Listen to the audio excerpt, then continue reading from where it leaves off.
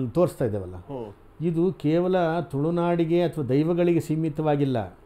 ನಮ್ಮಲ್ಲಿ ದಸರಾ ಬಂದುಬಿಟ್ರೆ ಚಾಮುಂಡೇಶ್ವರಿ ವೇಷ ಹಾಕ್ಕೊಂಡು ಎಷ್ಟು ಜನ ರಸ್ತೆನಲ್ಲಿ ಓಡಾಡೋದಿಲ್ಲ ಹೇಳಿ? ಹೌದು, ನಿಜ. ಹಾಂ, ಎಲ್ಲೆಲ್ಲೋ ಅಡ್ಡಾಡ್ತಿರ್ತವೆ, ಯಾವುದಾದ್ರು ಅಂಗಡಿ ಮುಂದೆಲ್ಲ ನಿಂತಿರ್ತಾರೆ ವೇಷ ಹಾಕ್ಕೊಂಡು. ಅದಲ್ಲ, ಶಿವರಾತ್ರಿ ಬಂದರೆ ಈಗ ರಸ್ತೆಯಲ್ಲೆಲ್ಲ ಶಿವನ್ನ ಎಷ್ಟು ನೋಡ್ತೀರಿ ನೀವು?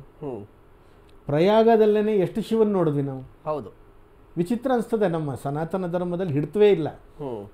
ಅದೇ ಬೇರೆ ಧರ್ಮದಲ್ಲಿ ಆದರೆ ಅಂಥದ್ದು ಮಾಡಿದ್ಬಿಟ್ರೆ ಅಲ್ಲೇ ಚಚ್ಚಿಬಿಡ್ತಾರೆ. ಆದರೆ ನಮ್ಮಲ್ಲಿ ಆ ಹಿಡ್ತಾ ಇಲ್ಲದೆ ಇದ್ದರಿಂದ ಈ ಥರ ನಡೆದು ಹೋಗ್ತದೆ. ಇನ್ನು ಒಂದು ಫಿಲ್ಮ್ ಮಾಡಬಾರ್ದು, ಮತ್ತೊಂದು ಮಾಡಬಾರ್ದು, ಅದು ಒಂದು ಏನು ಹೇಳ್ತೇವಲ್ಲ, ಪ್ರಬುದ್ಧತೆ ಇಲ್ಲದೇ ಇರುವಂಥದ್ದಲ್ಲ, ಅಸಂಬದ್ಧ ಅಂತ ಹೇಳ್ಬೋದು.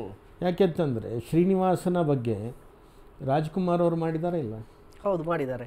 ರಾಜ್ಕುಮಾರ್ನ ಶ್ರೀನಿವಾಸ ಕಲ್ಯಾಣ ಮಾಡಿದಾಗ ಇದು ಫಿಲ್ಮ್ ನೋಡಲಿಕ್ಕೆಲ್ಲ ಶ್ರೀನಿವಾಸನ ವೇಷ ಹಾಕ್ಕೊಂಡು ಹೋಗಿದ್ದಾರೆ ಇಲ್ಲ? ಮತ್ತು ಯಾಕೆ ಈ ಅಸಂಬದ್ಧಗಳು ನಡೀತವೆ?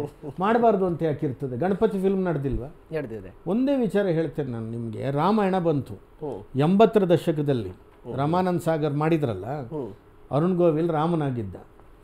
ಆ ರಾಮಾಯಣ ಬಂದದ್ದು ನೋಡಿ ನಮ್ಮ ಭಾವುಕರಾದಂಥ ಜನ ಎಲ್ಲಿ ಅರುಣ್ ಗೋವಿಲ್ ಹೋದರೂ ಕೂಡ ಅವ್ರಿಗೆ ಪೂಜೆ ಮಾಡ್ತಿದ್ರು, ಪಾದ ಪೂಜೆ ಮಾಡಿದ್ದಾರೆ. ಹೌದು, ರಾಮ ಅಂತ ಒಬ್ಬ ನಟನಾಗಿದ್ದರೂ ಕೂಡ ಪಾದಪೂಜೆ ಮಾಡಿದ್ದಾರೆ ಅಂದರೆ ಅದು ಅವರವರ ಭಾವುಕತೆ.